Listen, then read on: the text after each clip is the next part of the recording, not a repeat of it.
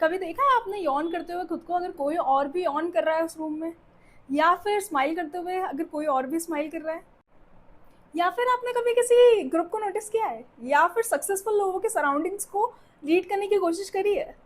और कभी आप मूवी देख के कोई इमोशनल सीन पर रोए हो? अगर ग्रुप का एक मेंबर सक्सेसफुल होता है तो जनरली उस ग्रुप के सारे मेंबर सक्सेसफुल होते हैं।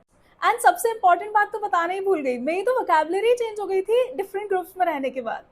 एंड अपने चहेते दोस्तों के साथ रहने के बाद आपने भी कुछ वर्ड्स तो पिक किए ही होंगे, और इनमें से कुछ भी हुआ है आपके साथ, तो कंग्रेचुलेशंस, आपने साइकोलॉजी का एक कंसेप्ट समझ लिया, मिरर न्यूरॉन्स।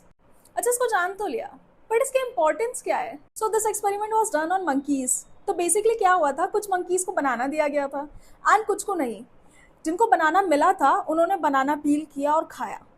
जब ये देखा गया तो जिनके पास बनाना नहीं था, सो बेसिकली उनके ब्रेन का भी वो वाला पार्ट एक्टिव हो गया जो बनाना पील करने और खाने के लिए रिस्पॉन्सिबल होता है।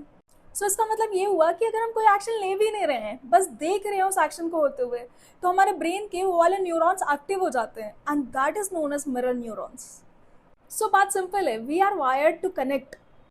And this makes me think कि हमारे एंसेस्टर्स बोलते थे कि एक ब्रेन से दूसरे ब्रेन को कंट्रोल किया जा सकता है, तो उसका आंसर मिरर न्यूरॉन से तो नहीं था।